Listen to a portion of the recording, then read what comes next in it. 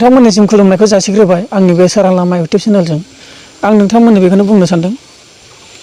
दानि बावैसो आं एसे बाहेरायाव थांदोंमोन दानिसो फैदों नोंथांमोननो थाबैनो भिडिअ बानायना होनो होननानै दिनै बेखौनो मोनसे बुंनो बाथ्रा। दा माखासे जोंनि बे आसामाव सोलिबाय थानाय माखासे जोंनि अल इन्डियाआव सोलिबाय थानाय दा नैबे COVID-19 एबा कर'ना भाइरासजों जा साग्लोबना थानाय जोंनि बे समस्या सोलिबाय थानाय दानि समस्याया दिनै जोंनि आसाम बा इण्डियानो जा दिनै माखासे जायफोर बिथांमोना बाहेरायाव फासिना दङमोन दिनै माखासे बिथांमोना फैनो थाखाय राहा मोनदों। नोंथांमोनाबो मिथिबाय जागौ ट्रेनजों माखासे दाखालिनिफ्रायनो साननै जाबाय आगारनाया नोंथांमोनाबो मिथिखायो। दिनै बे समस्यानि बिखयै आं भिडिअ बानायनो सानदोंमोन होनब्लाबो आं सप्तायाव खेमसे होनो सानदों नोंथांमोननो। दिनै आसामाव टटेल बेसेबां जन जाखो इण्डियाआव टटेल बेसेबां जन जाखो दिनै बेसेबां जना सोखा जानो हाखो आरो बेसेबां जना थैखो नोंथांमोननो बे भिडिअनि गेजेरजों आं खिन्थालांगोन। नाथाय नोंथांमोननि गेजेराव मोनसे बुंनो सानदों दा जाखिनि बाहेरनिफ्राय माखासे फैबाय थानाय दाखालि माखासे जोंना चेन्नाइआव बिराद गुलमाल जादों माखासे जोंनि बर' सुबुंफ्रा दिनै बे चेन्नाइआव माखासे गलमाल जानाय माखासे बहुद खोनानाय लोगो लोगोनो माखासे स्टेसनाव फैनानै माने जोबोद गाज्रि जालायाव गोलैनाय आरोना बेफोरबायदि समस्या जादों। दा रुम मालिकखौ नागारना फैखाबाय बे रुम मालिकनाव थांफिनबाबो रुम मालिकआ लाखियै बायदि बेफोरबायदि हरै किसम जादों। बेनिखायनो दा जाखिनि दा बैफोर समस्यानिफ्राय माखासे काउन्टाराव टिकेट दानगोन होननानै दाफै माने इयाव बुकिंजों टिकेट दाननो हागोन होनना बुंखादों माखासे रावखौ आरो माखासे रावखौ नोंथांमोना मिथिबाय जानांगौ। बेखौनो दा नोंथांमोना जाखिनि बाहेरायाव थानाय नोंथांमोना दा ट्रेनजों न'आव फैनो नागिरदों दिनै बेखौ बुंसै दिनै नोंथांमोनखौ जाखिनि नोंथांमोना दा आसामाव फैगोन दिनै न'आव डाइरेक्टलि नोंसोरो रुनियानि जाय रुनियाव ओंखारो जायफोर गुवाहाटियाव ओंखारो जायखिया नोंसोरनि थाखाय क्वारेन्टाइन मोनसे बानायनाय जादों। नोंथांमोना जायफोरा माने कर'ना मोनाखैबाबो मोनदोंब्लाबो नोंथांमोनखौ 14 दिन चेकिं खालामगोन होनना बुंदों क्वारेन्टाइनाव। 14 दिननि उनाव नोंथांमोना जुदि मोजांखौ सोखाजानायखौ मोनो अब्ला नोंथांमोना माने न'आव थांनो हागोन होनना बुंदों।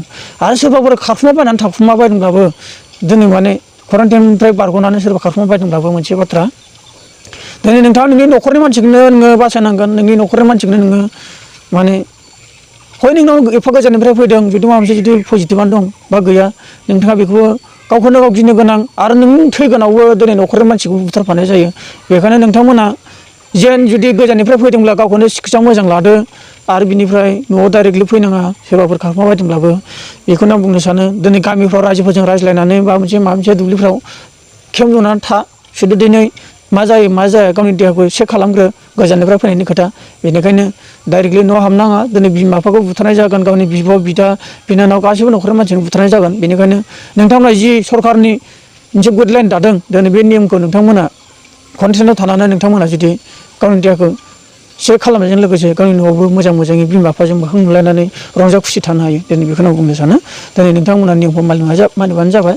आरो नोंथांमोना जेब्ला दिना नोंथांमोना रुमखौ नागारना फैगोन अब्ला दिना नोंथांमोना स्टेसनाव ट्रेनाव गाखोगोन अब्ला बेयाव मोनसे नोंथांनि बुकिं जादों जायाखै टिकेटआ अके नन अके जादोंना जायाखै बेखौ मोजां सुलु लानो ओंखारबो जानला मोनला ओंखारबो नाङा।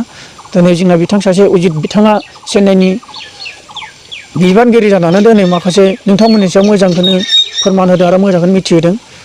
नों बिथांमोननिसिम जोबोद साबायखर होयो। आरो जाखिनि बाथ्रा बेखौ साइडआव दोनबाय नोंथांमोननिसिम जायखिजाया जों मोजाङै थायो जों मोजाङैनो जुदि बे कर'ना बोथोराव दा जागासिनो दा आसामावबो बारायनिफ्राय बारायबोगासिनो दिनै हय जोंनि बर' गामियाव हाबबाय बायदोंबा हले जोंनि बर'फ्राबो थैफानायनि लामायाव दङ। बेखायनो नोंथांमोना एसे साबधान था आरो सोर बाहाराव थांदों सोर बबे गोजाननिफ्राय फैदों नोंथांमोना बेखौ एसे सुलु लाबानो जाबाय। आरो मोजाङै जोंनि माखासे मावथिगिरि एबा माखासे गिदिर गोलाव एबा गामिनि रायजोफोर बेफोरखौ एसे मोजां सुलु लानानै एसे गावखौबो रैखा खालामगोन आरो जाय गोजाननिफ्राय फैदों बेखौबो रैखा खालामगोन। बेखौनो आं नोंथांमोनसिम बुंनानै दिनैनि टटेल जोंनि आसामाव दा बेसेबां जन जादों होनब्ला नोंथांमोननो आं खिन्थानोसै।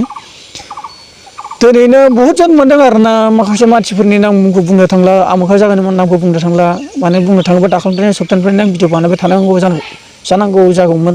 नाथाय आंनि बे निउस सिस्टेम नङा बेखायनो आङो आंनि सोरां लामानि जाय माखासे आंनि फेमिलि नोंथांमोनखौ मिथिहोनोसै आं बेयाव मोनसे सप्ताजों मोनसे टटेलि बेसेबां जाखो नेगेटिभ बेसेबां जाखो आरो पजिटिभ बेसेबां जाखो बेखौ आं नोंथांमोननो माने गथायै नोंथांमोननो खिन्थाना लाना फैदों। बेखौनो आं गथायै खिन्थागोन। जोंनि आसामाव दा 92 जनल' जादों 100 थांनो आरो बावला गाबोन समफोर जुदि आरो सोरखौबा ट्रेननिफ्राय गोदान फैनाय मोनोब्लाथ' 100नि बारनोबो हागौ। ओमफ्राय एक्टिभेट जानानै दं 48 ओमफ्राय बिनिफ्राय माखासे फाहामजानायखौ मोन्दों माखासे 41 जन आरो थैदों 2 बेखौनो नोंथांमोननो खिन्थाबाय। आरो खोनासंबाव नोंथांमोना इन्डियानि टटेलि दा माने मोनफ्रोमबो डिस्ट्रिक्ट स्टेट माबाखौ लानानै नोंथांमोननो बेयाव मोनसे जुथुमा खालामनानै नोंथांमोननिसिम बेयाव टटेल खिन्थायो अल इन्डियाखौ लानानै। दिनै बे नोंथांमोननि जाखिनि बेयाव माखासे जानाय नोंथांमोना मिथिनो मोनगोन आरोना। बेखौनो आं बुंनो सानबाय। टटेल दा इन्डियायाव 86,508 इसां जन मानसि कनफार्म जानानै दं। रिलि एक्टिभेट जानानै दं 52,970 जन दा एक्टिभेट दङ। आरो बिनिफ्राय